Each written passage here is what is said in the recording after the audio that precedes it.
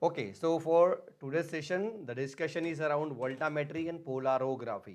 हमारे सिलेबस में electrochemical analysis है. इलेक्ट्रोकेमिकल एनालिसिस में दो टाइप्स की मेथड है. One is based on a bulk, second is based on a interfacial.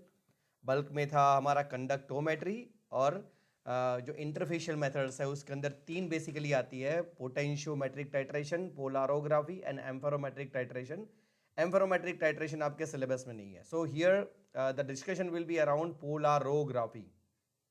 Now ये जो चार्ट है, एक टेबल या क्लासिफिकेशन आप इसको बोल सकते हैं. In that we can see that all types of electrochemical methods are mention. इसके अंदर हर कोई केमिकल मतलब इलेक्ट्रोकेमिकल मेथड दिया हुआ है जो इंपॉर्टेंट है हमारे लिए. मतलब जो जो चीज़ हमारे लिए ज़्यादा इंपॉर्टेंट है वो ये है. That is a static method. Static method means what? Where current is equal to zero. Example एक ही आपके सिलेबस में है, दैट इज अ पोटेंशियोमेट्री, और हम उसको पोटेंशियोमेट्रिक टाइट्रेशन भी बोलते हैं. दूसरा जो एक बात है वो है voltammetry, that is a dynamic method. Now dynamic method means what? The current is not equal to zero. और उसके अंडर में जो आता है वो है पोलारोग्राफी, दिस वन. सो आपके सिलेबस में दो मेथड्स है. One is a potentiometry and second is a polarography. We have already completed potentiometry where the current is equal to zero, where current is not equal to zero, known as a dynamic method. और dynamic method के अंदर जो main classification है वो है voltammetry. Voltammetry के अंदर आता है polarography. Now we will discuss.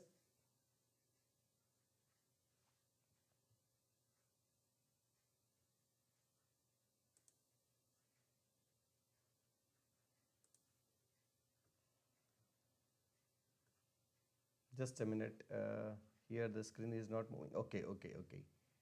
So I have to clean this one first. Now this table we have already mentioned in a previous lecture that in electrochemical analysis we have three parameters, or what we can say variables. One, that is a current, second that is a concentration, and third one that is a potential. हमारे पास तीन basically variables होते हैं. उन तीनों में से हमको किसी को एक को कांस्टेंट रखना है, किसी एक को इंक्रीज या डिक्रीज कर सकते हैं, that is a variable. And third one जो भी होता है आप उसको मेजर करते हैं. यहाँ पे हम लोग वो पुराना वाला जो अपना डिस्कशन था वो देख लेते हैं कि when the in case of potentiometric titration, what is constant? That current is a constant, that's why it is known as a static method. ये जो है टाइट्रेशन है, याद रखिए. that's why what we are changing concentration. so obviously the thing which we are going to measure is a potential. हम लोग potential measure करते हैं उसके अंदर. सेम वे द पोलारोग्राफी जो हमारे सिलेबस में तीन है: potentiometric, that is also titration; amperometry, that is a titration. But polarography है, पोलारोग्राफी टाइट्रेशन नहीं है, पोलारोग्राफी है. That means one thing is very sure, हम लोग एक चीज यहाँ पे नहीं बदल रहे हैं, दैट इज अ कंसंट्रेशन. आप लोग एक चीज यहाँ पे देख सकते हैं, the thing which is constant is a concentration. Means यहाँ पे कोई ब्यूरेट नहीं होगा, कोई सॉल्यूशन चेंज नहीं होगा, कोई कंसंट्रेशन चेंज नहीं होगा. Now there are two parameters. अभी आपको एक चीज याद रखना है, द पोलारोग्राफी है उसके अंदर अलग अलग टाइप्स के करंट आते हैं जो हम मेजर करते हैं. So here the thing which is going to increase or increases, that is a potential. and what we are going to measure, we are going to measure diffusion current. बहुत अलग अलग type के currents आते हैं. एक current उसमें से एक जो करंट का टाइप है वो diffusion current.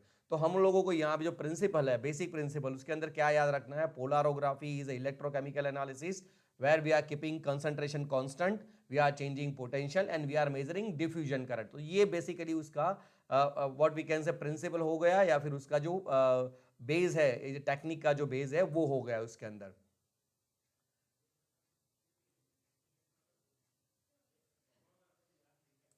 Now just a minute. The next,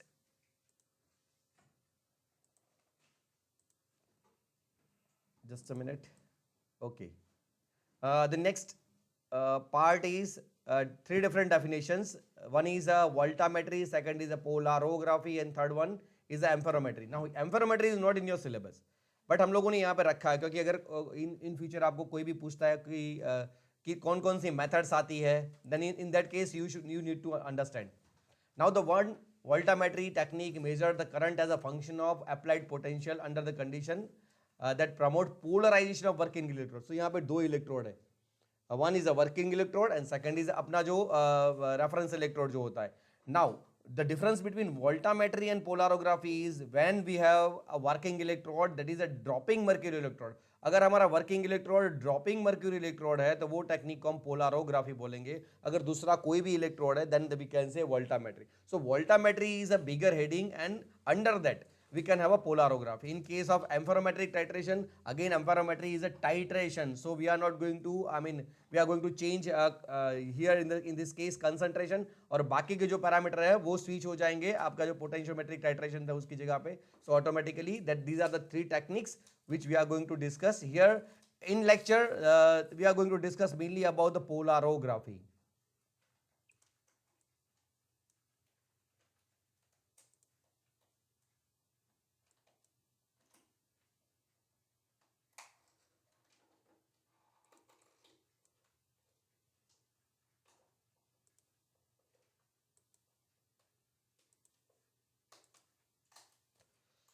Now few things you need to note down in your notebook. अभी तो मतलब ये I have already shared this PPT in a group. लेकिन कौन कौन सी चीज़ों से ये एक जो स्लाइड है आप लोगों को असाइनमेंट के तौर पे मुझे लिख के भेजना है सबको. That will be compulsory for all. Now in this case what you have to remember, ये एक overall है. In many cases examiner used to ask give a short note or write a short note on polarography. तो ये case में आपको ये एक slide आपको कंपल्सरीली लिखना है. One is polarography and voltammetry electrochemical techniques. Now these are the different information. One is a quantitative and qualitative information. With the help of polarography and voltammetry you can have a qualitative analysis as well as quantitative analysis. आप दोनों चीज़ें कर सकते हैं. आप concentration भी major कर सकते हैं और ये कौन सा सब्सटेंस है उसका आइडेंटिफिकेशन, मतलब आयन कौन सा है उसका आइडेंटिफिकेशन भी कर सकते हैं. नाउ व्हाट इज एप्लीकेशन, ये कौन कौन सी ये टेक्निक कौन कौन सी मतलब चीज़ों के ऊपर एप्लीकेबल है. You can have analysis of metals, inorganic and organic, all type of analysis is possible. Now here in this case what will be the limit of detection, that is a 10 raised to minus 5 to 10 raised to minus 15 molar, that is a microgram to picogram concentration is possible to detect. यहाँ पे हम लोग इतना lower concentration भी detect कर सकते हैं. And the nature of sample is practically, यानी कोई भी sample basically आपको solution form में लेना होता है लेकिन कोई भी sample आप उसको analyze कर सकते हैं. Now this is the basic requirement for the voltammetry. Remember this, here I have mentioned voltammetry. Now voltammetry के केस में अगर हम लोग working electrode that is the dropping mercury electrode लेता है, I will discuss what is the dropping mercury electrode. अगर वो electrode लेता है तो technique will be a polarography. Here these are the different 5 requirement. Number 1 is a cell that is a container. एक container होता है जिसके अंदर हम सॉल्यूशन होल्ड करते हैं. Number 2 these are the electrodes दो टाइप के होते हैं. In that case working electrode and reference electrode. और तीसरा आता है जो that is counter electrode. और एक और आता है that is auxiliary electrode which is helping to complete the circuit. But अभी जो मॉडर्न इलेक्ट्रोड्स जो भी आता है उसके अंदर 3 टाइप्स के अलग अलग इलेक्ट्रोड्स पॉसिबल होते हैं. Then voltage supply that is with the help of potentiostat, वो voltmeter and ammeter that is potential का आपका जो मेजरमेंट के लिए और करंट मेजरमेंट के लिए जो डिवाइस होता है. So this is basically instrument. अगर if someone ask you what is the instrument of voltammetry और polarography, in that case you can mention all 5 this. Now these are certain definitions. ये आपको मतलब याद रखना नहीं है, ये आपको समझना है कौन कौन सी टर्मिनोलॉजी है जो पोलारोग्राफी के अंदर यूज होती है. Number 1 indicator electrode which is already we have mention in case of potentiometric titration के भी जो इलेक्ट्रोड सॉल्यूशन का फंक्शन बताता है या फिर सॉल्यूशन का कंसंट्रेशन बताता है उसको हम इंडिकेटर इलेक्ट्रोड बताते हैं. काउंटर इलेक्ट्रोड और reference electrode means whose potential is not going to change with the change in a concentration. आपके पास जो सॉल्यूशन है अगर उसका कंसंट्रेशन चेंज होता है तो ये इलेक्ट्रोड का पोटेंशियल चेंज नहीं होला. That will give you or that will provide you a reference. Then third one is the auxiliary electrode which is helping to complete the circuit.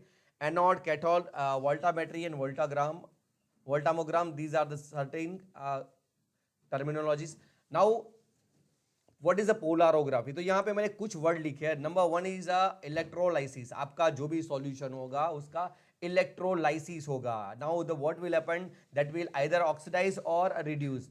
वो जो आपका इलेक्ट्रोड अपना जो इलेक्ट्रोड है उसके ऊपर आपका जो स्पीसीज है जो भी आयंस है उसका ऑक्सीडेशन रिडक्शन होगा. So here in this case this is a simple cell. अपना जो ड्रॉपिंग मर्क्यूरी इलेक्ट्रोड है वो इसका स्कीमेटिक डायग्राम मैंने बनाया है. ये जो बीच में है इसके अंदर से ये जो ड्रॉप्स दिख रहे हैं आपको that is what we can say drops of mercury. So this is a dropping mercury electrode.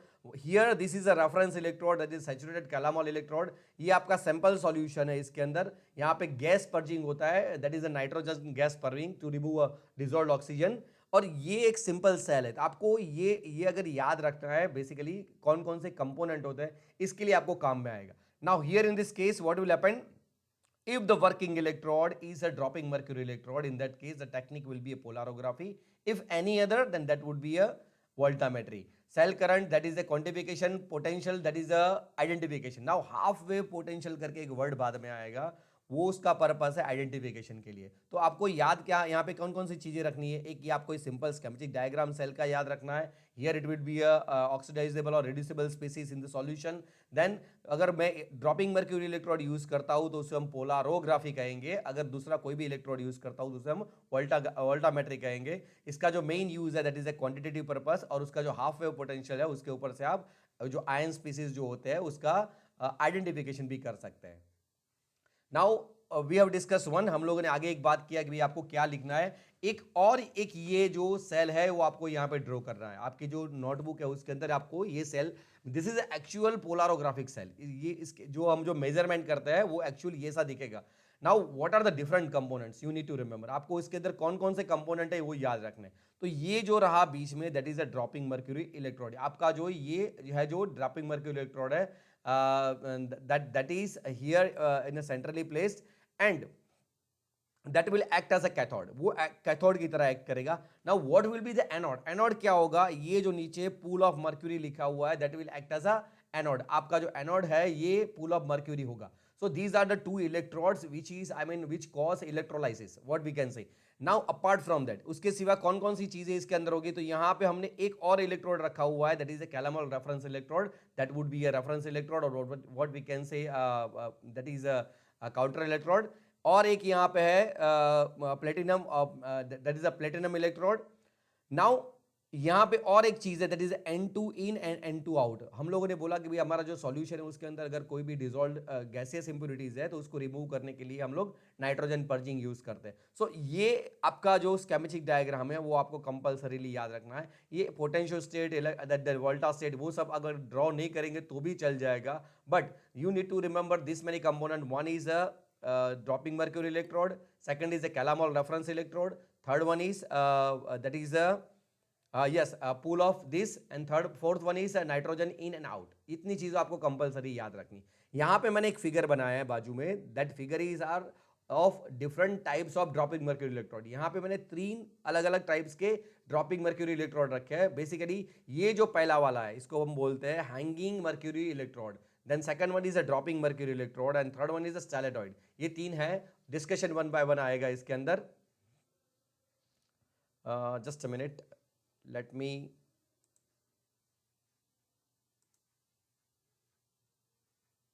Okay.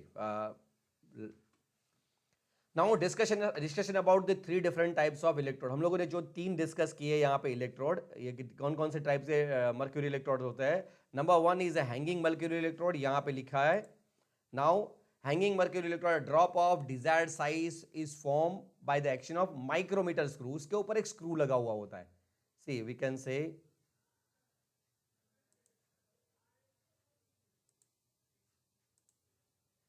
यहाँ पे, so here it contains micrometer, यहाँ पे माइक्रोमीटर लगा हुआ होता है, उसके ऊपर से हम लोग वो जो स्क्रू है उसके बेसिस पे हम लोग जो साइज होता है मर्क्यूरी ड्रॉप का वो हम लोग कंट्रोल कर सकते हैं। यहाँ पे मैं बीच में डिस्कशन कर लूँ, मतलब पूरा ऑपरेशन कैसे होता है। वंस ये इसके अंदर रिजर्वॉयर के अंदर यहाँ पे मर्क्यूरी भरा होता है, मर्क्यूरी ड्रॉप्स जो यहाँ पे 1 by 1 ड्रॉप बाय ड्रॉप गिरता है, that provide types that provide basis for the current। वो जो करंट मेजरमेंट का जो बेसिस है वो ड्रॉपिंग मर्क्यूरी है। Based on this potential difference आपका करंट मेजरमेंट होगा उसके अंदर।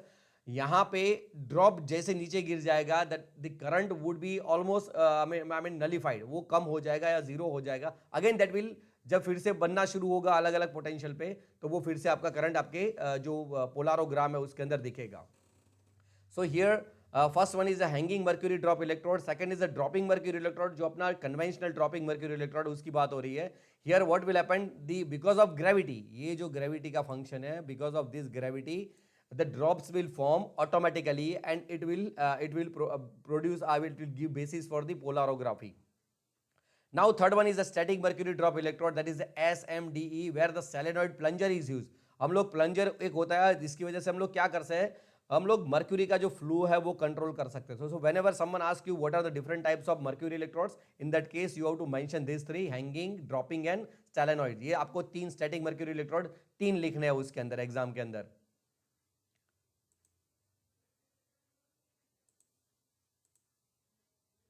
Now the actual dropping mercury electrode. Dropping mercury electrode basically क्या है? वो एक कैपिलरी होता है. कैपिलरी के अंदर से ऊपर एक रिजर्वर रखा हुआ होता है, उसके अंदर से जो मर्क्यूरी होता है नीचे ड्रॉप बाय ड्रॉप नीचे गिरता है. वो जब ड्रॉप फॉर्म होता है दैट प्रोड्यूस अ करंट, और उसकी वजह से हम लोग पोलारोग्राफी, मतलब हम लोग जो सब्सटेंस हमारे सॉल्यूशन में जो भी आयंस है या फिर जो भी सब्सटेंस है उसका वेदर द ऑक्सीडेशन रिडक्शन की वजह से जो करंट प्रोड्यूस होता है वो मेजर कर सकते हैं. Now here, the small polarizable electrode is produced by the passing of stream of mercury through a resistant glass capillary. Capillary के अंदर से हम लोग mercury drop by drop pass करके नीचे with a very fine bore of 0.05 to 0.05 to 0.08 mm internal diameter, and that जो capillary होता है वो 5 to 9 सेंटीमीटर लॉन्ग होता है. The drop falls at the steady rate of हर 3 से 5 सेकंड में एक ड्रॉप फॉर्म होकर नीचे गिरता है. And it is adjusted as the head of the 40 to 60 cm of mercury. ऊपर जो रिजर्वर उसके अंदर जो that is apart 40 to 60 cm, उसके अंदर हम लोगों ने मर्क्यूरी फील किया होता है. The current oscillates between the near zero value as drops fall from the capillary to maximum value as the surface area of new drops increases. क्या होता है? दैट वुड बी ऑसिलेट, मतलब किसके बीच में? Near zero, zero हो जाएगा और फिर से इंक्रीज होगा. जब ड्रॉप बनना शुरू होगा ड्रॉप बनता जाएगा, ड्रॉप जब पूरा बन जाएगा तब that at that time that will be a maximum value of current. वहां पे करंट मैक्सिमम होगा, और जब वो ड्रॉप नीचे गिर जाएगा then again it would be a near to zero. अभी ये जो मर्क्यूरी है, आपको क्वेश्चन होगा कि सर हम मर्क्यूरी क्यों यूज कर रहे हैं? तो मर्क्यूरी जो है that is having a range of potential range of 0.3 to -2.0 volt. तो ये जो रेंज है उसके अंदर ज्यादातर आयंस जितने भी है, ज्यादातर मेटल्स है, वो सब either that can be oxidise और दैट कैन बी रिड्यूस. जितने भी सब्सटेंसेस है उसमें सबसे अच्छा रेंज इसका है. Number 2, that is in a liquid form. हम लोग कोई सॉलिड को ऐसे गिरा नहीं सकते, मतलब या उसका जो रीजनरेशन रिप्रोड्यूसिबिलिटी नहीं आ सकता सॉलिड के केस में. But in case of liquid it is possible, because liquid compulsory चाहिए, और लिक्विड में भी मर्क्यूरी एक ही है that can provide you a larger range. आपको ये रेंज जो है जो ज्यादा प्रोवाइड करता है. नाउ व्हाट हैपेंड, अगर हम लोग ये पोटेंशियल है 0.3 से 0.4 से ऊपर जाने दे या फिर उससे ज्यादा ले ले, तो in that case what will happen, the mercury dissolves and gives a anodic wave due to the oxidation of mercury. यहां पे मर्क्यूरी का खुद का ऑक्सीडेशन होना स्टार्ट हो जाएगा अगर हम लोग पोटेंशियल 0.3 से 0.4 की ओर ले जाते हैं. And if we increase at a different and -1.8 से ज्यादा बड़ा है, मतलब टुवर्ड्स -2 ले जाए, then what will happen, in that case there will be a bubble of oxygen. उसमें से हाइड्रोजन जो गैस होता है वो इवॉल्व होना स्टार्ट हो जाएगा बिकॉज ऑफ रिडक्शन. तो यहाँ पे हम लोग ये स्लाइड में आपको क्या याद रखना है, यहाँ पे फर्स्ट पार्ट में उसका कंस्ट्रक्शन दिया हुआ है, सेकंड पार्ट में हम लोग मर्क्यूरी क्यों यूज करते हैं और मर्क्यूरी की जो प्रॉपर्टीज है वो याद रखनी है. नाउ यू कैन सी, आप यहाँ पे देख सकते हैं ये है जीरो स्टेट. यहाँ पे जो ग्रीन कलर का दिखाया है वो है जीरो स्टेट. उसके अंदर यहाँ पे ड्रॉप फॉर्म होना स्टार्ट होता है. So as long as the drop is starting to form, what will happen, the current will increase. यहाँ पे देखिए आप, यहाँ पे जो एक्स एक्सिस है, यहाँ पे एक्स एक्सिस, यहाँ पे है पोटेंशियल, यहाँ पे पोटेंशियल आपका धीरे धीरे बढ़ता जाएगा, like in direction, in this direction the potential will increase. As long as the potential increases, आपका जो सॉल्यूशन होगा उसके अंदर जो भी आयन होगा वो आयन का वो डिफ्यूजन होना स्टार्ट होगा. So initially I will explain why the shape of this curve is S shape. ऐसे एस शेप कैसे है उसका हम लोग डिस्कशन करेंगे. लेकिन यहाँ पे होता है करंट I और यहाँ पे होता है potential V. So as we are increasing potential, हम लोगों ने बोला था कि हम लोग पोटेंशियल इंक्रीज करते हैं, वेरी करते हैं, तो हम लोग मेजर क्या करेंगे, वी विल मेजर करंट. यहाँ पे हम लोग करंट मेजर करते हैं.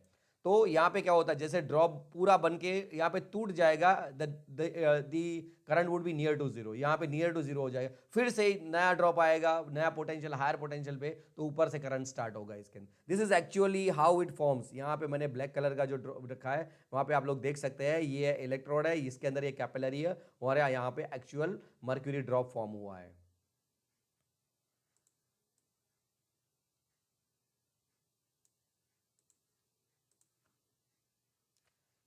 नाउ हम लोगों ने आगे एक डिस्कशन किया क्या, तो हम लोगों को एक कंपलसरीली जो कॉमन फ्रेम है वो एक ड्रॉ करने को मैंने आपको बोला था. उसके बाद मैंने आपको एक सेल ड्रॉ करने को बोला. Now this is compulsory for all. ये जो पोलारोग्राफिक कर्व है, the examiner used to ask for many times. Straightforward ये चीज पूछता है, ये आपको कंपल्सरीली ड्रॉ करना है. Now what kind of information we can draw from this graph और कर्व. हम लोगों को कितना इंफॉर्मेशन मिलेगा? देखिए यहाँ पे वाई एक्सिस पे करंट लिखा है, एक्स एक्सिस पे आपका अप्लाइड पोटेंशियल लिखा है, नीचे potential starting from the zero और व्हाट वी कैन से +4 से स्टार्ट होगा दैट अप टू दी 2.0, मतलब 2.0 तक का माइनस का यहाँ पे पोटेंशियल होगा. यहाँ पे दूसरी कौन कौन सी चीज आपको याद रखनी है? एक चीज जो आपको याद रखनी है, इसका शेप है. आप देख लीजिए इसका शेप कैसा है, that is almost S.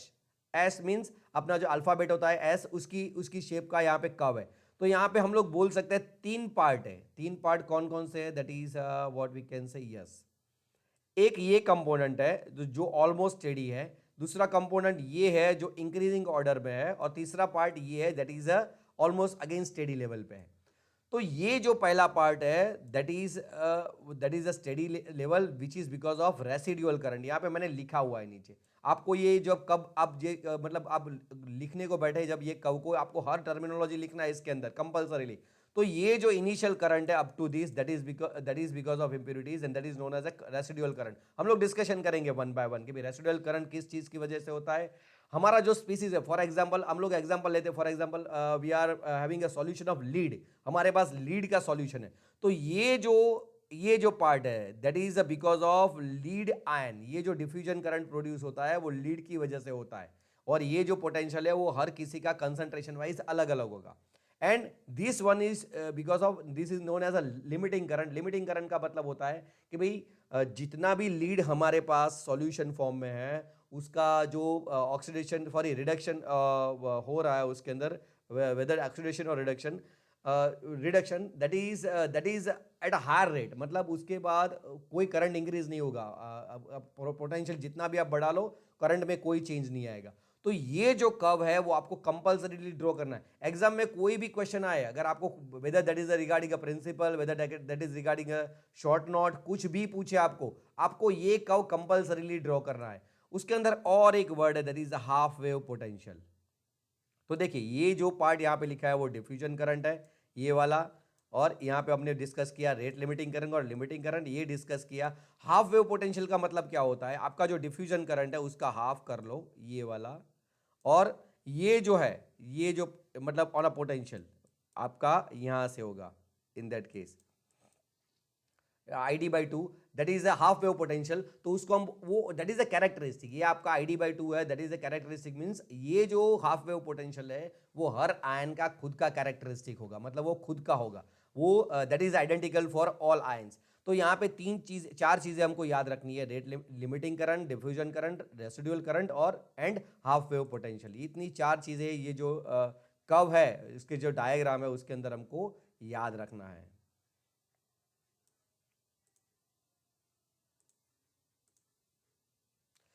Now next part is, यहां पे हम लोग 3 डिस्कशन कर रहे हैं. One is a migration current. ये सब करंट्स है, याद रखिएगा. Migration current, diffusion current and current because of convention. ये 3 करंट्स डिफरेंट है.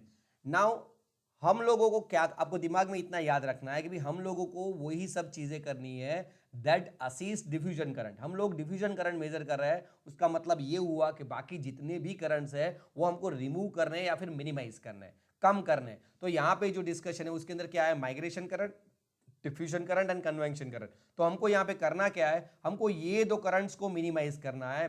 दैट्स व्हाई आपको जो भी रिजल्ट मिलेगा वो डिफ्यूजन करंट का ही मिलेगा. तो हमको वो सब चीजें करनी है जिसकी वजह से डिफ्यूजन करंट इंक्रीज हो, माइग्रेशन करंट डिक्रीज हो, कन्वेंशन करंट डिक्रीज हो या फिर रिमूव हो जाए.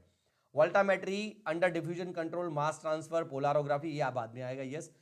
movement of oppositely charged ions towards the electrode due to the electrostatic attraction. now अभी क्या होगा? आपका जो ड्रॉप फॉर्म होगा, ड्रॉप जो भी होगा उसके ऊपर आपका जो सॉल्यूशन के अंदर जो आयन है उसका रिडक्शन होगा, इलेक्ट्रोलाइसिस होगा, rather we should say electrolysis होगा. उसकी वजह से क्या होगा? तो वो जो मर्क्यूरी ड्रॉप होता है that is a positively charge, उसके ऊपर पॉजिटिव चार्ज होता है फॉर से. तो जितने भी नेगेटिवली चार्ज स्पीसीज है सॉल्यूशन के अंदर वो ऑटोमेटिकली अट्रैक्ट हो गए. वो जो अट्रैक्शन वाला जो फोर्स है दैट कॉज माइग्रेशन करंट, उसकी वजह से माइग्रेशन करंट होता है. Number 2 diffusion current, that is because of reduction. आपका जो डिफ्यूजन होता है, आपका जो सॉल्यूशन, फॉर एग्जांपल लीड का सॉल्यूशन है, तो लीड जो सॉल्यूशन उसका इलेक्ट्रोलाइसिस होगा, इलेक्ट्रोलाइसिस होगा तो क्या होगा, आपका कंसंट्रेशन जो मर्क्यूरी इलेक्ट्रोड की सरफेस है उसके ऊपर कम हो जाएगा। उसकी वजह से क्या होगा, जो बल्क हो उसमें से आपका लीड जो होगा वो टूवर्ड्स मर्क्यूरी ड्रॉप की साइड जाएगा, उसको हम बोलते हैं diffusion current. And last one is a convention current. Convention current agitation, vibration, temperature उसकी वजह से होता है। नाउ व्हाट वी कैन से, आप यहां पे देख सकते हैं कि भाई ये मेरा ड्रॉपिंग मर्क्यूरी इलेक्ट्रोड है, यहाँ पे जितनी भी, यहाँ पे वो जो dropping mercury electrode that is a positively charge, positively charge है, उसकी वजह से क्या होगा, हमारा जो फॉर एग्जांपल हम लोग यहाँ पे ये जो डिफ्यूजन है इसके अंदर लीड है पीबी फॉर से, ये हमारे पीबी के आयंस है। फॉर एग्जांपल दूसरे और X ions X Y Z, that is not a PB, वो पीबी नहीं है, these are the impurities. So what will happen, उस ये जो आयंस है वो भी नेगेटिवली चार्ज है, तो ये भी यहाँ पे रश करेंगे टूवर्ड्स ड्रॉपिंग मर्क्यूरी इलेक्ट्रोड। तो ये हमको मिनिमाइज करना है, ये हमको कम करना है। We will give you remedies, I will discuss in a migration current. यहाँ पे जो पीबी है वो यहाँ पे जाना चाहिए, उसका डिफ्यूजन होना चाहिए। एंड कन्वेंशन करंट मतलब क्या होता है, that is because of agitation, that is because of convention, that is because of temperature gradient, उसकी वजह से जो होता है वो भी मिनिमाइज होना चाहिए। तो ये दो चीजें मिनिमाइज होनी चाहिए और ये जो करंट है वो होना चाहिए। Now I will explain it one by one. In the next slide, we will discuss how we can minimize all this current and how we can improve diffusion. तो आप देख सकते हैं यहाँ पे मैंने लिखा है कि भाई माइग्रेशन करंट, नो माइग्रेशन होना नहीं चाहिए, डिफ्यूजन होना चाहिए, कन्वेंशन होना चाहिए। Now here one by one method of stopping और मिनिमाइजिंग माइग्रेशन। अगर हमको माइग्रेशन डिक्रीज करना है तो क्या करना है, we need to add supporting electrolytes 10 fold more. आपका जो भी कंसंट्रेशन है उसके 100 गुना ज्यादा सपोर्टिंग इलेक्ट्रोलाइट्स आपको ऐड करना है। Supporting electrolyte basically potassium, sodium potassium salt होते हैं। नाउ व्हाट विल हैपन, इसके अंदर इसकी वजह से क्या होगा, तो आपके जो भी मतलब फॉर एग्जांपल आयंस है that will be surrounded by the electrolytes, plus minus electrolytes की वजह से सराउंडिंग रहेंगे। तो क्या होगा, ये जो अट्रैक्शन सीधा आपके आयंस का होता, फॉर एग्जांपल इंप्योरिटी वाला आयंस यहाँ पे सीधा यहाँ जा रहा था, वो यहाँ पे रुक जाएगा, वो वहां पे पहुंच ही नहीं पाएगा, because it is surrounded by the plus minus ions, बहुत सारे उसके आजू बाजू आयंस है, तो वहां पे नहीं जा पाएगा। इसकी वजह से क्या होगा, वो माइग्रेशन करंट आपका जीरो हो जाएगा। Next that is a all thing I will discuss here. यहाँ पे मैंने वही डिस्कशन किया, migration current is due to the migration of reducible और oxidisable species which is proportional to the electrical potential gradient at the electrode due to the attraction. यहाँ पे क्या होगा, वो जो दूसरे जो आयंस है उसका अट्रैक्शन होगा, उसकी वजह से वो वहां पे पहुंचेंगे। हम लोगों को वो मिनिमाइज करना है, so we can use the supporting electrolytes, हम लोग उसके अंदर ऐड कर सकते हैं। Large number of potassium ions therefore remain crowded, उसके आजू बाजू लग जाते हैं पोटेशियम आयन किसके, cathode, and restrict the potential gradient to the region so very close to the electrode surface, so there is no electrostatic attraction. उसकी वजह से क्या होगा, ये जो माइग्रेशन करंट है वो जीरो हो जाएगा ऑलमोस्ट, और वो मिनिमाइज हो जाएगा। Yes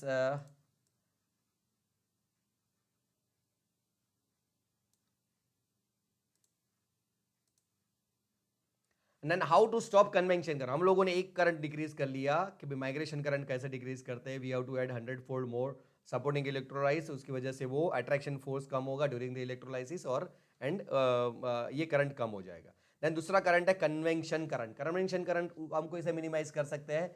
so there should not be any vibration, there should not be any agitation, there should not be a shaking, there should not be a temperature gradient. ये चार चीजें नहीं होनी चाहिए, उसी की वजह से क्या होगा, there will be a minimisation of convention current. तो दो करंट हमको रिड्यूस करना है, convention current and second is a migration current. तो automatically whatever result is there that is because of diffusion, वो जो रहेगा वो सब डिफ्यूजन की वजह से ही रहेगा। Now yes, so here diffusion means what, species concentration at electrode surface is not equal to species concentration in bulk। वो हम लोग ऐसे समझा सकते हैं इसको कि भाई जैसे ये आपका बीकर है, यहाँ पे इलेक्ट्रोड है, ये इलेक्ट्रोड का फॉर एग्जांपल ड्रॉप है, यहाँ पे ड्रॉप के ऊपर जो भी मतलब रिडक्शन ऑक्सीडेशन होगा उसकी वजह से क्या होगा कि भाई आपका जो आयन है उसका कंसंट्रेशन यहाँ पे बल्क में कम होता जाएगा ये एरिया में। तो बल्क में कम होगा तो क्या होगा, the ions will rush to electrode. आपके आयंस यहाँ पे डिफ्यूजन की मींस कंसंट्रेशन ग्रेडियंट की वजह से जाएंगे, यहाँ पे कंसंट्रेशन कम हुआ, यहाँ पे ज्यादा है, उसकी वजह से आपके आयंस यहाँ से यहाँ पे रश करेंगे, that is known as a diffusion current, diffusion, और उसकी वजह से जो करंट प्रोड्यूस होगा उसको हम लोग बोलते हैं डिफ्यूजन करंट। तो वो एक्चुअली हमको पोलारोग्राफी में मेजर करना होता है, या फिर वो करंट हम लोग मेजर करते हैं। नाउ नेक्स्ट, हम लोगों ने वो ग्राफ के अंदर और दो करंट पढ़े थे, मतलब डिस्कस किए, one is a residual current and second one is a limiting current. उसकी वजह से, और ये जिसका ये चीज हमने डिस्कस कर दिया, डिफ्यूजन करंट क्या होता है, डिफ्यूजन की वजह से जो करंट प्रोड्यूस होता है वो डिफ्यूजन करंट है, and remaining two currents are residual current and limiting current. तो हम लोग यहां पे वो डिस्कस करेंगे।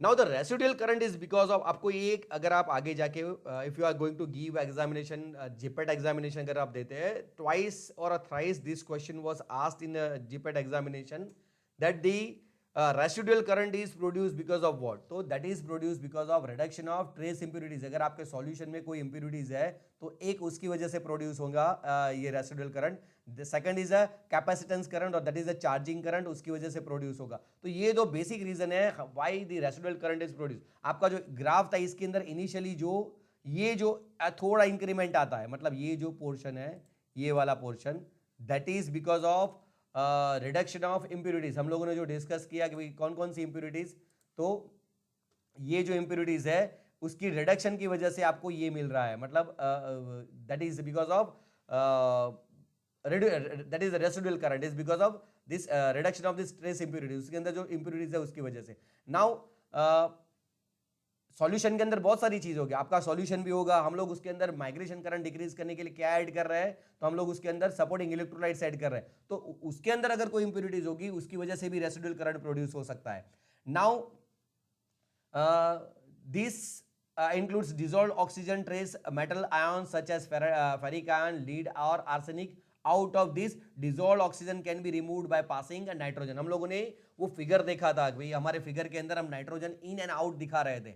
सो the purpose of nitrogen in and out is to remove dissolve oxygen. उसके अंदर अगर कोई भी एडिशनल डिजोल्व ऑक्सीजन है तो उसको रिमूव करने के लिए। And this is first part, इसकी वजह से एक रिडक्शन ऑफ ट्रेस इंप्योरिटीज की वजह से रेसिडुअल करंट प्रोड्यूस होता है। Second is it produce because of capacitance current, that is non faradic. ये जो है वो फेराडिक करंट है, ये जो है वो नॉन फेराडिक करंट है। नॉन फेराडिक करंट कौन सा, चार्जिंग करंट, और that is the capacitive current also, that is also known as a capacitive current. Then next part is, so this is residual current. Residual current आपको इतना याद रखना है कि रेसिडुअल करंट जनरली होता ही है ग्राफ के अंदर, that is a small current and which is produced because of two part, one is the reduction of trace impurities, जितनी भी impurities आपके सॉल्यूशन में है या फिर सपोर्टिंग इलेक्ट्रोलाइट्स में आपने जो डाले उसकी वजह से, और दूसरा जो डिसॉल्व्ड ऑक्सीजन है उसकी वजह से, and second is a charging current और non faradic current. Then second part is the diffusion current, ये जो दूसरा करंट है हम लोगों ने ऑलरेडी डिस्कस कर लिया ना। उसके लिए आपको एक वर्ड याद रखना है, इल्कोविक इक्वेशन। ये जो है इल्कोविक इक्वेशन है, ये जो आपको याद रखना है। Now Ilkovic produced this equation that gives you a correlation between the current and concentration. तो मैंने यहाँ पे लिख दिया है, एग्जाम के अंदर इल्कोविक इक्वेशन तो ऐसे ही पूछा जाता है, मतलब खाली आपको एक्सप्लेन नहीं करना होता है, you have to only write down the Ilkovic equation, but you must know it is giving a correlation between the concentration and diffusion current. ये आपको कंसंट्रेशन एंड डिफ्यूजन करंट का कोरिलेशन देता है, बाकी ज्यादातर जो भी चीजें होती है वो कांस्टेंट होती है। Here you can see the difference between the residual current and the rate limiting current is a diffusion current. आपका जो फॉर एग्जांपल ग्राफ ऐसे जा रहा है तो ये है रेसिडुअल करंट आपका, ये है लिमिटिंग करंट आपका, और इसके बीच के जो डिफरेंस है वो that is known as a diffusion current. Then diffusion current is due to the actual diffusion of electroreducible ions from the bulk of the sample to the surface of mercurial droplet due to the concentration gradient. इसका पूरा आपको ये, अगर ये box आपको समझ में आ गया, that means you can give answer what is the diffusion current and what is the basis of polarography. पोलारोग्राफी का बेसिस क्या है वो आपको यहाँ से एक बॉक्स से पता चल जाएगा। Now what you need to remember, word are number one, that is a diffusion current जो हम मेजर कर रहे हैं। what is a diffusion current is due to the actual diffusion of electroreducible species.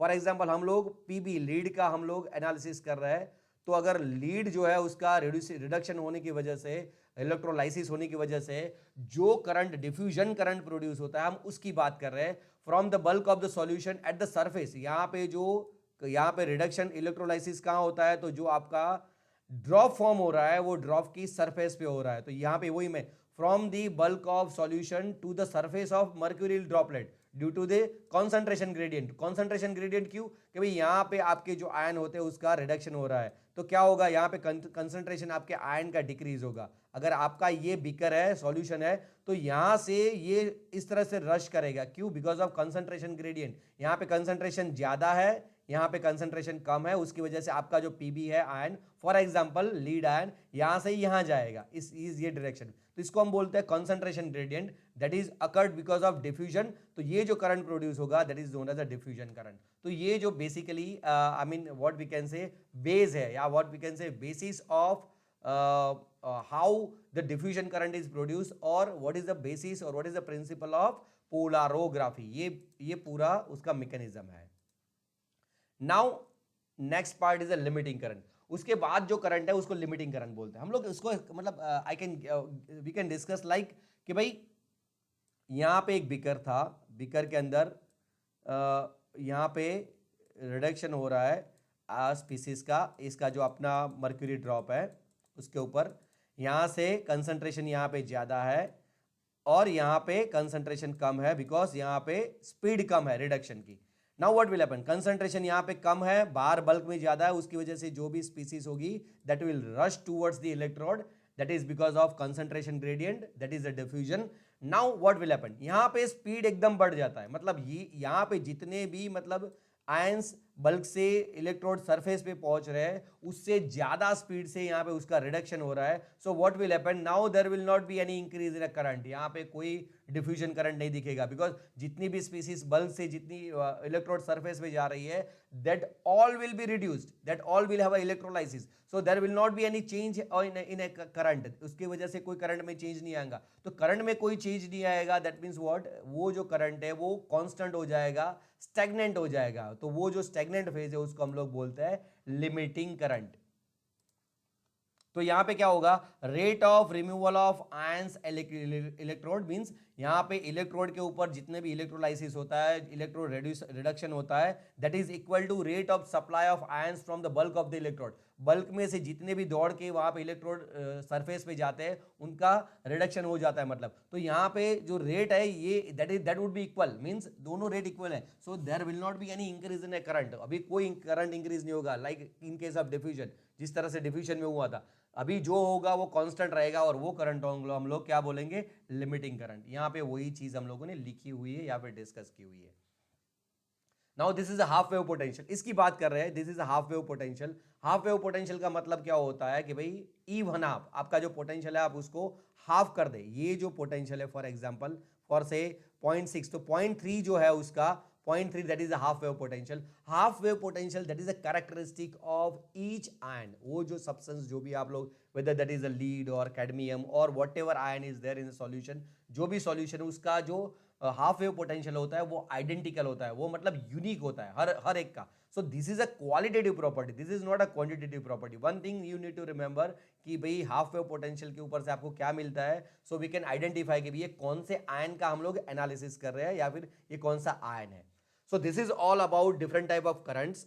Now what are the advantage of DME, dropping mercury electrode के advantage कौन कौन से हैं, ये एग्जाम में पूछा जाता है कि भाई surface area that is reproducible, हर बार after 3 to 5 second the new drop will be form, the constant renewal of electrode surface eliminates non reactivity, means हर बार नया आप लोग सॉलिड नहीं रख सकते उसके अंदर, लिक्विड मर्क्यूरी है, that's why it will form drop and it will be new drop in 3 to 5 second. तो उसकी वजह से क्या होगा, there will not B non reactivity.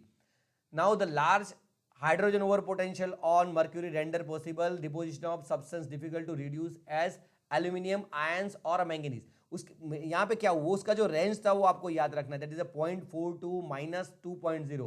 यहाँ पे लार्ज हाइड्रोजन पोटेंशियल मतलब अगर इसका मतलब क्या होता है, up to this range there will not be reduction of hydrogen. Dropping mercury electrode के ऊपर हाइड्रोजन रिडक्शन नहीं होगा। हाँ अगर आप -2 के ऊपर जाते हैं potential, then in that case there will be a bubble of hydrogen, that is a reduction of hydrogen. So because of the range of potential range of dropping mercury electrode, the analysis of aluminum ion or manganese ion is possible. Mercury forms amalgam with the many metals, हम लोग नीचे हम लोग देखते हैं anodic, that is a pool of mercury. In that case what will happen, that forms because of amalgam formation with the mercury. Now the property of mercury is it forms amalgam with the many ions. ऐसा नहीं है कि भाई एक दो के साथ, बहुत सारे आयंस के साथ वो एमालगम फॉर्म करता है, so that the analysis of that ions possible, उसकी वजह से जो मेटल आयंस है उसका एनालिसिस पॉसिबल है. The diffusion current assume as a steady value immediately and is reproducible. आपका जो डिफ्यूजन करंट है वो डीएमई के अंदर वो इंक्रीज होता है, but automatically it will B री एस्टैब्लिश. अगर वो ग्राफ ऊपर जा रहा है, वो जीरो नियर टू जीरो के फिर से ऊपर ही जाएगा उसके अंदर. And the surface area of electrode can be calculated from the weight of the drop. आपका जो ड्रॉप है मर्क्यूरी का, वो ड्रॉप साइज आप कंट्रोल कर सकते हैं. ड्रॉप साइज कंट्रोल कर सकते हैं, उसकी वजह से आप क्या कर सकते हैं, उसका वेट कैलकुलेट कर सकते हैं. वेट कैलकुलेट कर सकते हैं, उसकी वजह से आप उसका सरफेस एरिया कैलकुलेट कर सकते हैं.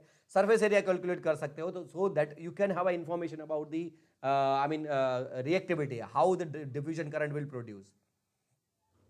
What are the limitations? DME के ये एडवांटेज हम लोग डिस्कस किए. लिमिटेशंस कौन कौन से है? लिमिटेशन में उसका ये है कि भाई अगर 0.3 से हम लोग नीचे जाए, मतलब 0.2 0.1 उसकी साइड जाए, तो क्या होगा, there will be oxidation of mercury and then it will start giving anodic wave. अगर हम लोग 2 से ऊपर जाए तो क्या होगा, हाइड्रोजन रिडक्शन होना स्टार्ट हो जाएगा, हाइड्रोजन गैस इवॉल्व होना स्टार्ट हो जाएगा. तो ये मेजर उसका ड्रॉबैक है. उसकी वजह से उस अपार्ट फ्रॉम दैट मैं यहाँ पे एक लिखना और भूल गया हूं, वो आपको यहाँ पे नोटबुक में खुद लिख लेना है.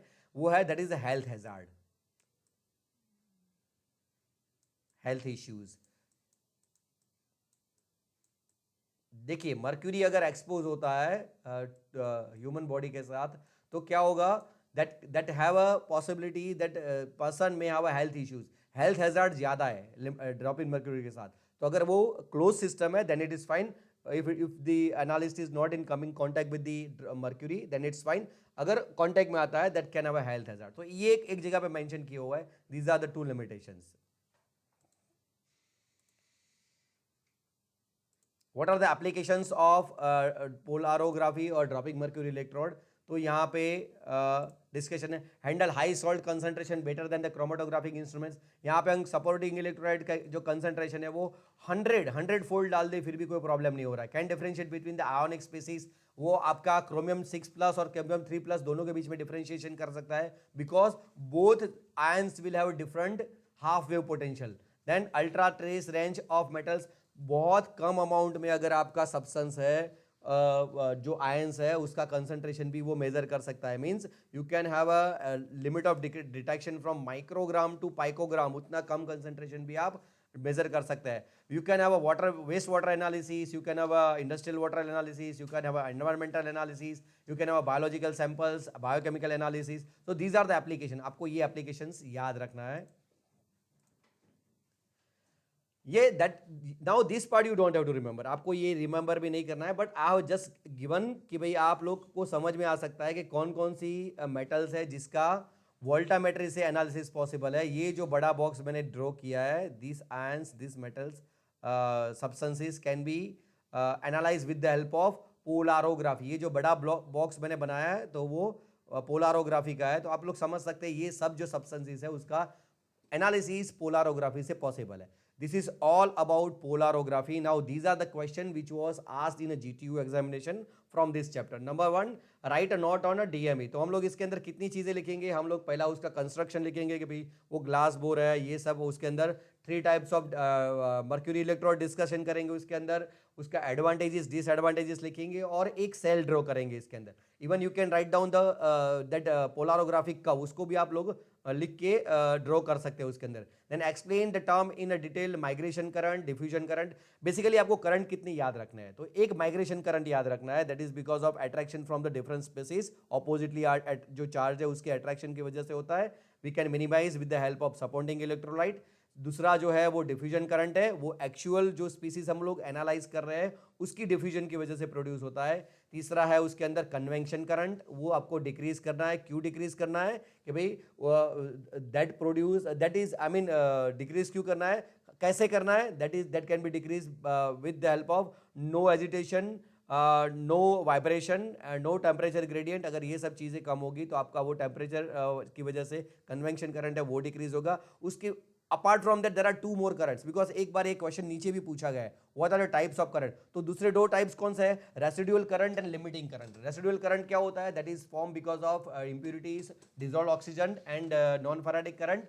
एंड लिमिटिंग करंट क्या होता है कि जब 2 रेट इक्वल हो जाए। कौन से रेट? कि भाई जो रेट रिडक्शन का ड्रॉपिंग मर्क्यूरी इलेक्ट्रोड के सरफेस पे है, वही रेट बल्क में से जो आयंस उसकी सरफेस पे पहुंच रहे हैं उसका है। So if this equals it will gives you a limiting current. This is all about discussion. Now let me stop presentation and the session is open for a question answer. आपका जो session है उसके अंदर see there are always at least 1 or 2 question from the polarography. ये 1 घंटे की जो मैंने डिस्कशन की है, अगर कुछ चीजें आपको समझ में नहीं आई है, in that case you can ask question.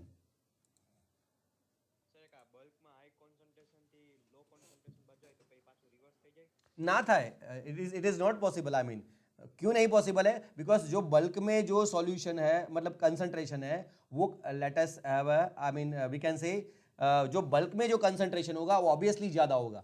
सो और जो इलेक्ट्रोड सरफेस जो उसके बीच में जो मर्क्यूरी इलेक्ट्रोड है, वो सरफेस के ऊपर वो कंसंट्रेशन कम होगा। बिकॉज वो जैसे हम लोग कोई गेम खेलते हैं, फॉर एग्जांपल यहाँ से मतलब हमारे आर्मी जा रही है, बल्क में से एक एक सैनिक वहां पे जा रहा है, और वो जो सरफेस है उसके ऊपर उसका मतलब कील कर रहे हैं उसके ऊपर, या फिर उसका किलिंग हो रहा है, आर्मी मर रही है वहां पे, तो क्या होगा? आर्मी वहां से मरी हुई आर्मी वापस आ सकती है क्या? इज नो ट्रीना, it is not possible. So what exactly I am saying कि भाई आपको जो स्पीसीज है वो बल्क में से वो सरफेस पे जाएगी, इलेक्ट्रोड सरफेस पे, वहां पे उसका रिडक्शन हो जाएगा, उसके वहां इलेक्ट्रोलाइसिस हो जाएगा। So then now there will not be any species, so that is the reason it produces current, उसकी वजह से तो वो करंट प्रोड्यूस कर रहा है। So always there is a increase, वो जो बल्क का जो कंसंट्रेशन होगा वो हमेशा ज्यादा होगा सरफेस के ऊपर से। Yes, any other question from any student? ભાઈ જેટલા ક્વેશ્ચન પૂછવા એટલા પૂછી લેજો, એટલા માટે કે ભાઈ તમને આ જો અત્યારે લેક્ચર સમજાઈ જશે, એકવાર પીપીટી જોશો એટલે તમારે બીજું કંઈ યાદ રાખવું નહીં પડે. The PPT is more then enough. I mean કે ભાઈ એનાથી વધુ તમારે કોઈ ડિસ્કશન કરવાની જરૂર નથી.